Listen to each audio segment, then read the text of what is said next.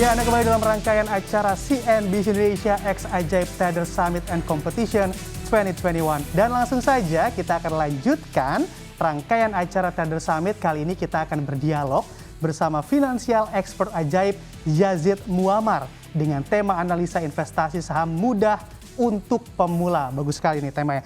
Selamat siang Mas Yazid.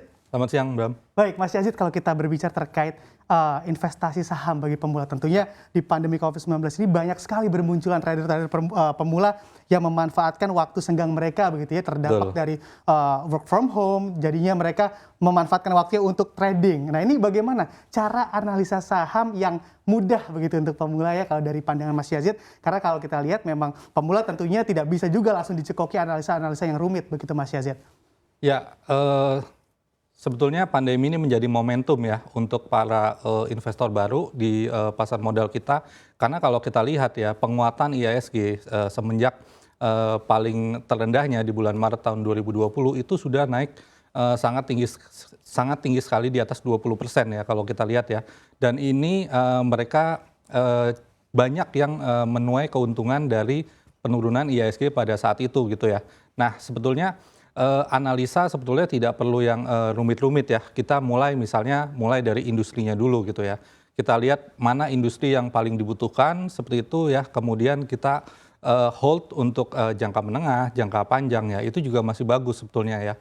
Asalkan secara valuasi juga masih masuk, masih cukup rendah gitu ya. Nah, kemudian kita perlu mengcombine dengan analisis teknikal ya. Ini sangat perlu sekali gitu ya. Terutama kita dua aja bisa menganalisa kemana arah trennya, dan yang kedua adalah line analysis misalnya dengan support dan resisten gitu ya, sehingga kita tahu misalnya bahwa target terdekat itu berada di resisten berapa, kemudian untuk pembelian itu lebih baik kan di dekat-dekat level support seperti itu ya. Nah, support itu bisa dijadikan target pembelian dan resisten itu sebagai target penjualan sebetulnya. Betul sekali Mas Yazid, kalau kita perhatikan bisa menentukan harga beli dan harga jual begitu. Ya. Kita bisa menganalisa secara teknikal, tapi kalau kita pelajari begitu untuk saham ataupun trader pemula ini, sulit nggak sih Mas untuk mempelajari analisa teknikal ini? Sebetulnya tidak ya, karena kalau kita lihat ya, analisis teknikal ini kan sebetulnya juga dibangun berdasarkan data-data masa lalu ya, data-data historis atau empiris seperti itu ya.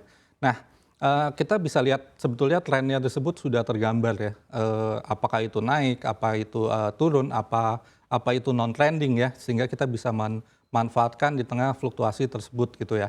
Kemudian kita juga sebetulnya semacam kayak garis support dan resisten ya, itu sebenarnya itu juga kelihatan. Tinggal kita tarik aja ke belakang gitu ya, mana kira-kira titik-titik harga saham yang misalnya penurunannya sudah mulai terbatas di area tertentu, kemudian kenaikannya juga sudah mulai terbatas, kita bisa manfaatkan itu. Meskipun ada line analysis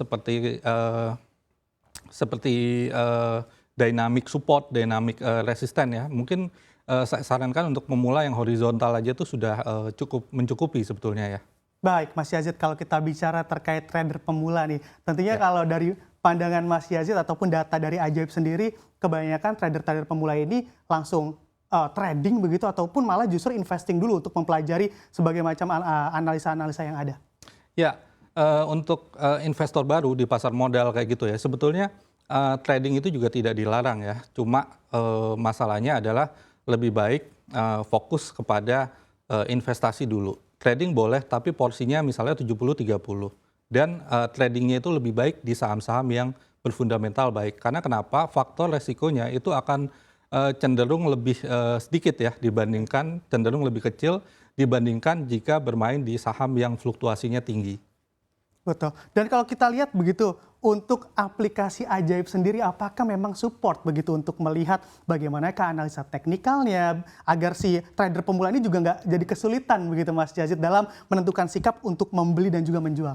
Ya, kalau kita lihat sebetulnya aplikasi Ajaib itu sendiri ya, itu sangat friendly ya dengan investor baru di pasar modal gitu.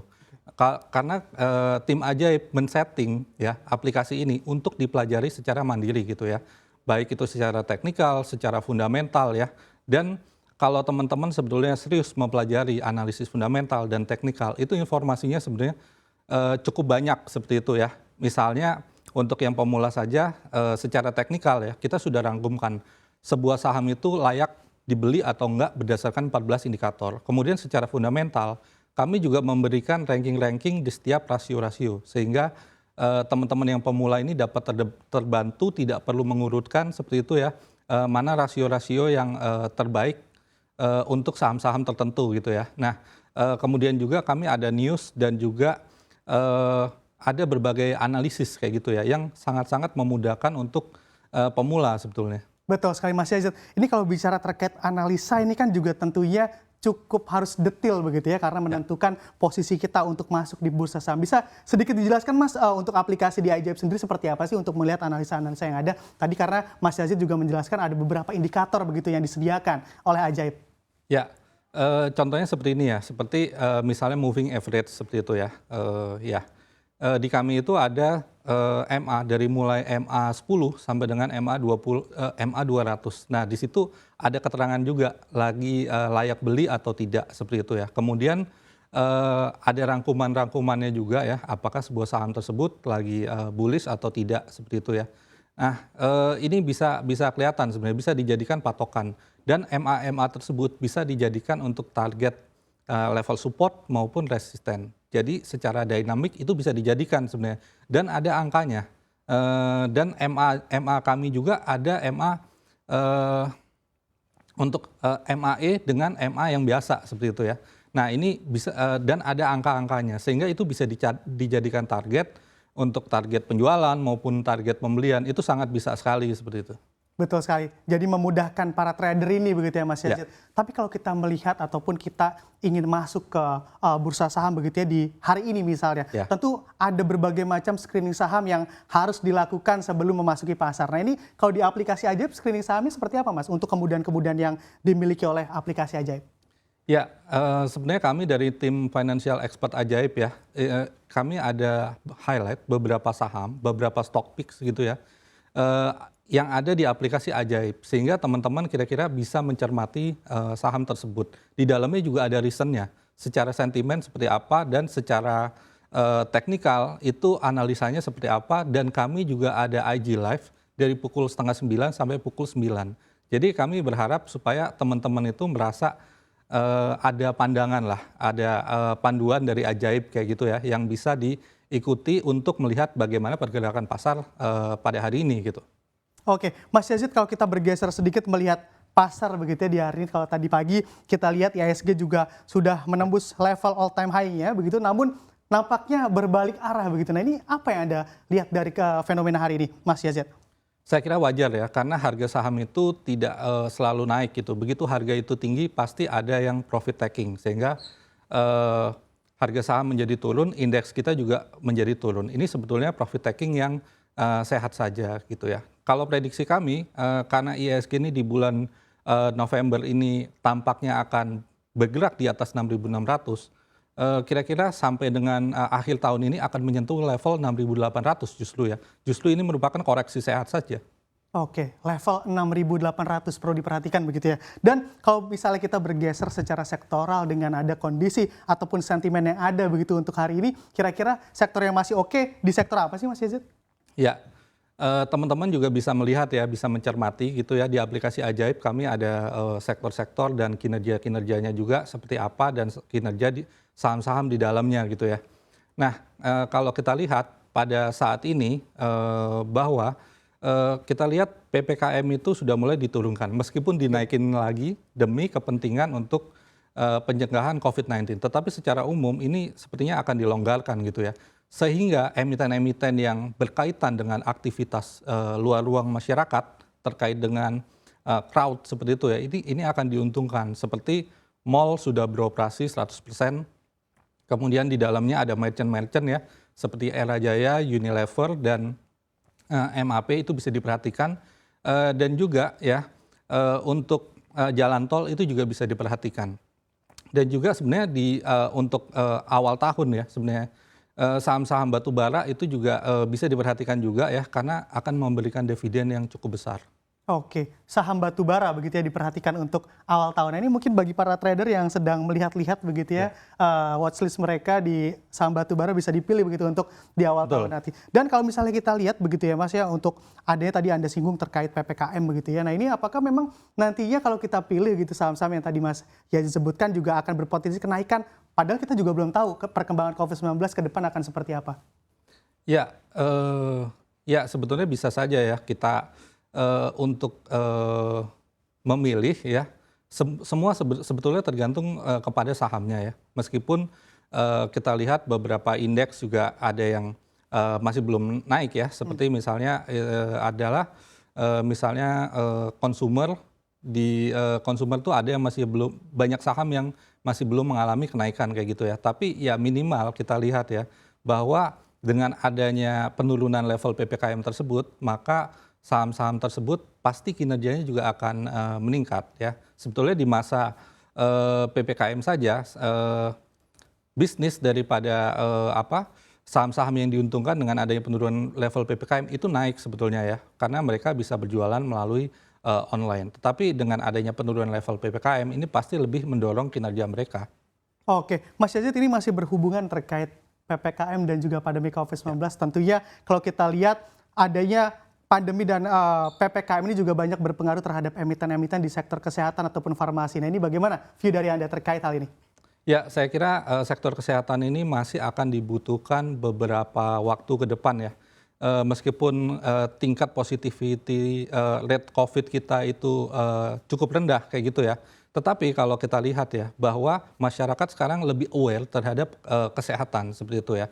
Meskipun positivity rate daripada COVID itu menurun, tetapi ya masyarakat lebih peduli karena banyak juga penyakit-penyakit yang perlu ditangani gitu selain dengan COVID tersebut gitu ya, sehingga jasa-jasa seperti rumah sakit, kemudian obat-obatan, tidak hanya melulu tentang obat-obatan, tetapi di sana juga ada multivitamin dan beberapa produk lainnya yang diperlukan oleh masyarakat seperti itu ya. Dan juga satu lagi adalah perusahaan-perusahaan di laboratorium klinik itu juga saya rasa akan kembali normal, bahkan kecenderungannya akan meningkat ya, karena masyarakat lebih aware terhadap kesehatan.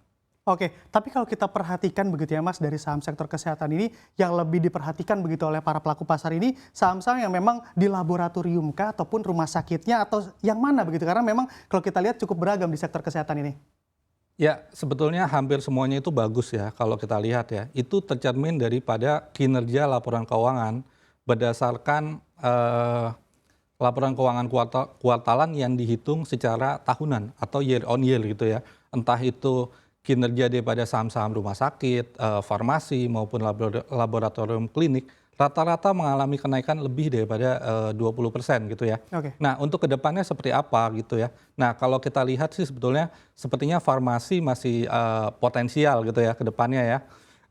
Dikarenakan produknya itu beragam sebetulnya ya. Mulai dari alat kesehatan, kemudian juga obat-obatan itu sendiri, kemudian ada multivitamin yang penjualannya juga meningkat, bahkan multivitamin yang berasal dari alam ya, atau bio kayak gitu ya, itu juga mulai dicermati seperti itu ya. Nah, ini saya rasa yang cukup potensial ke depannya, dan kalau kita lihat jangka pendek ini laporan keuangannya sudah menunjukkan hasil yang sangat bagus, dan ke depannya saya rasa juga tidak akan mengalami penurunan karena masyarakat di Indonesia lebih aware akan kesehatan.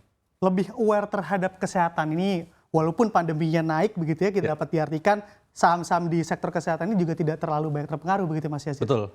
Dan kalau tadi kita lihat dialog begitu Mbak Zabrina dan juga kawan kita Daniel itu juga memperhatikan bahwa memang saham-saham dari bank digital ini masih menjadi top stock, Mas Yazid. Kalau dari view dari Anda seperti apa?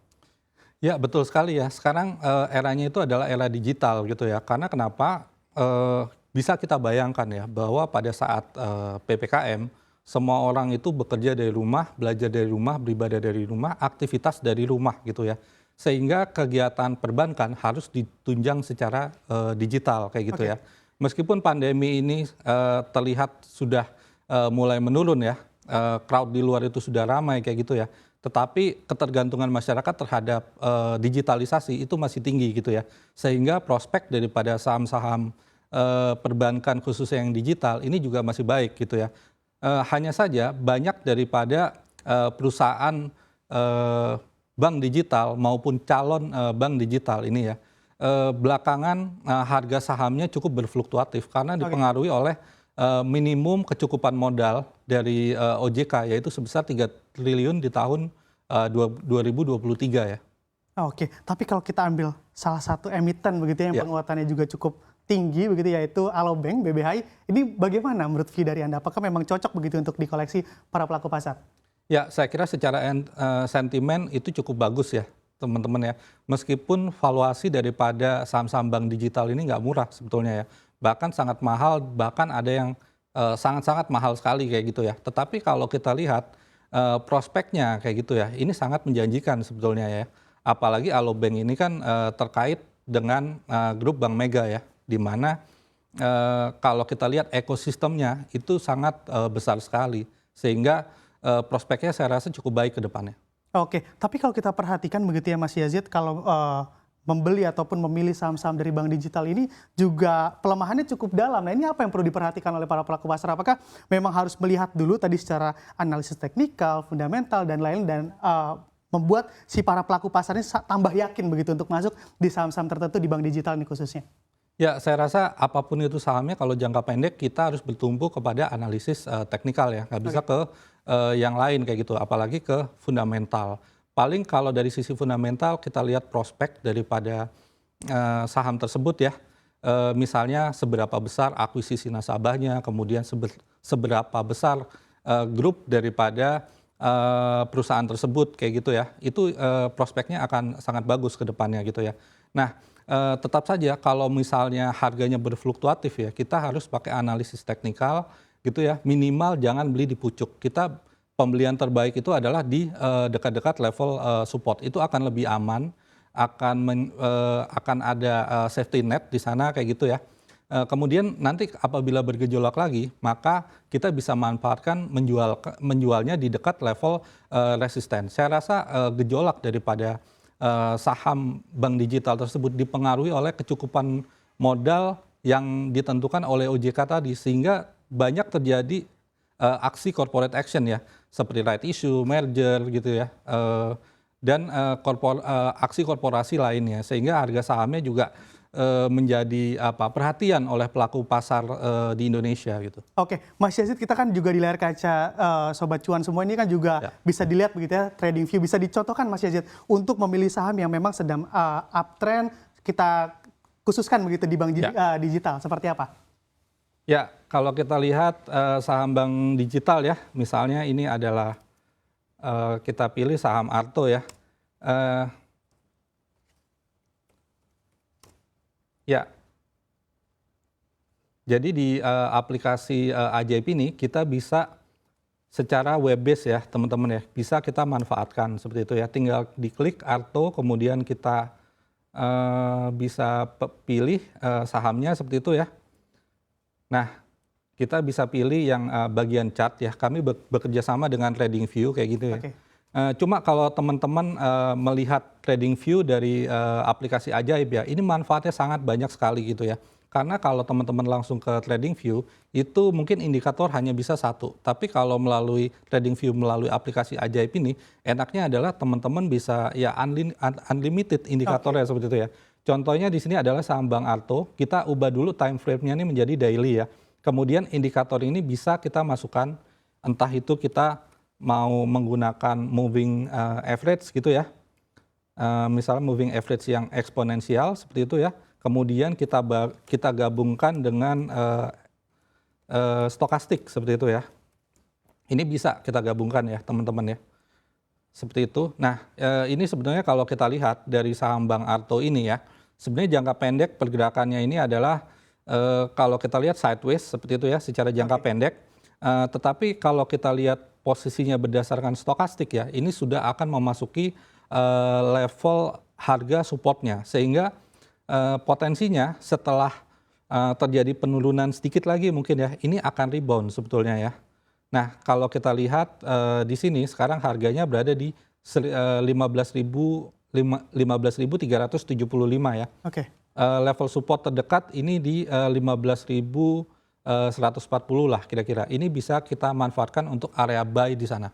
Oke, kalau bisa kita lihat begitu ya berarti dapat diartikan untuk saham dari Bank Jago ini juga akan mengalami reversal begitu ataupun rebound ke atas begitu Mas Yazid dari indikator yang Mas Yazid berikan begitu ke pemirsa.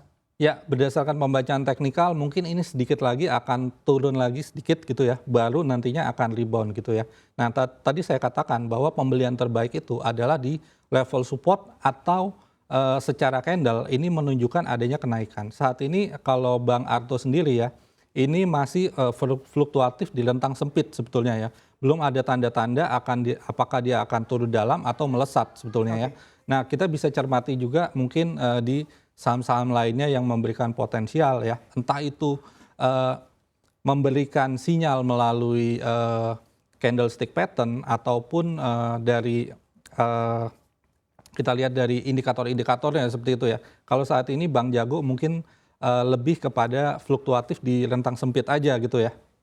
Oke, Mas Yazid kalau kita perhatikan begitu ya kan kadang juga trader pemula ini nampaknya juga sering begitu, saya sendiri pun sering gitu ketinggalan ataupun tidak masuk pada area supportnya. Ini kira-kira apa yang perlu diwaspadai ataupun kapan kita harus masuk di salah satu saham begitu apabila kita sudah ketinggalan, Mas Yazid? Ya, kembali lagi ya, kalau analisis teknikal itu kita mulai dari tren dulu gitu ya. Oke. Meskipun kita rasa kita ketinggalan ya, tapi kalau trennya itu confirm, dia sangat bullish sekali, itu masih bisa naik lagi sebetulnya ya. Nah, makanya tadi saya katakan perlu ditingkatkan lagi analisa kita dengan analisa garis support dan resisten. Kita cari kira-kira resisten berikutnya di berapa gitu ya. Kalau memang resistennya itu terlalu dekat, berarti target price kita potensial upside-nya jangan dipaksakan terlalu tinggi gitu ya. Lebih baik kita disiplin gitu ya berdasarkan analisa teknikal kita gitu ya. Kalau memang potensial upside-nya kecil, jangan dipaksakan terlalu besar gitu ya. Mungkin kita wait and see dulu, setelah itu jika suatu saham kembali naik lagi, kita bisa masuk lagi dan kita mempunyai target price yang akan lebih tinggi dan potensial upside yang lebih besar tentunya. Oke, Mas Yazid kalau kita bicara terkait watchlist begitu apapun yang dilihat begitu saham-saham apa saja yang memang layak begitu. Nah ini tips dari Mas Yazid seperti apa? Khususnya bagi para peserta yang bermain ataupun berkompetisi di Trading Summit ini. Ya, apapun itu sahamnya ya, apalagi kita sedang mengikuti kompetisi ya, lebih baik kita membeli saham berdasarkan analisa kita sendiri kayak gitu ya. Boleh ada misalnya saham highlight atau stock picks macam-macam ya. Di Ajaib juga teman-teman sebetulnya bisa ya mencermati itu ya. Nah kalau kita lihat seperti itu ya, di aplikasi Ajaib kayak gitu ya. Misalnya ini ya di aplikasi Ajaib itu sebenarnya juga ada kita saham highlight gitu ya. Kita berdasarkan secara sentimen, kemudian secara teknikal itu juga ada di sana gitu ya. Cuma teman-teman harus menganalisa sendiri gitu ya. Kira-kira apakah menurut pandangan teman-teman ini saham tersebut berpotensi untuk naik atau enggak gitu ya. Berdasarkan sistem trading teman-teman sendiri gitu ya. Jadi seorang trader khususnya yang berkompetisi harus mempunyai sistem trading yang sudah mereka uji sendiri dan disitulah dikompetisikan seperti itu ya. Nanti hasilnya apakah memang sesuai yang diharapkan sehingga akan menjadi pemenang di kompetisi ini gitu. Betul sekali, yang pasti bisa dikatakan jangan FOMO begitu ya, karena kalau kita perhatikan memang trader pemula ini lebih sering FOMO-nya. Betul. Ini bagaimana menurut Anda? Ya, FOMO itu menurut saya tidak konsisten ya, karena hanya ikut-ikutan. Betul sekali jika kita mengikuti saham yang lagi trending gitu lah, apalagi kata teman dan ternyata betul ya. Beberapa hari kemudian mungkin aset kita akan naik. Tapi kalau tidak konsisten akan digunakan semua dan ujung-ujungnya adalah terjadi penurunan gitu ya. Di dalam prinsip trading saham apapun itu ya, sebetulnya konsistensi itu menjadi hal yang paling utama. Mungkin secara mingguan atau secara harian hanya untung 1%, 2% seperti itu ya. Tapi kalau ini konsisten dengan sistem trading yang sudah teruji oleh dirinya sendiri gitu ya, maka bisa dalam beberapa waktu ya, dalam jangka panjang, maka asetnya ini akan naik luar biasa dari investasi saham itu. Sebetulnya konsistensi di sini yang perlu lihat dan juga harus tetap terus mengasah diri ya. Kita bisa jadikan ajang kompetisi ini untuk mengasah apakah sistem trading kita ini sudah sudah teruji dan menghasilkan seperti itu ya. Sehingga nanti teman-teman selain dari kompetisi trading ini mendapatkan keuntungan dari capital gain dari kenaikan harga sahamnya, juga mendapatkan hadiah dari ajaib seperti itu ya. Jadi kita mendorong teman-teman untuk mencari sistem trading yang terbaik menurut teman-teman dan menghasilkan. Tuh, perlu digarisbawahi. Yang penting konsisten begitu ya Ya. Mas ya. Bukan seberapa besar cuan Anda, tapi seberapa konsistenkah Anda untuk mendapatkan cuan. Betul. Dan kalau kita lihat, kita tahan sejenak Mas Yazid. Rangkaian acara CNBC Indonesia Trader Summit and Competition 2021 akan kembali sesaat lagi. Tetaplah bersama kami.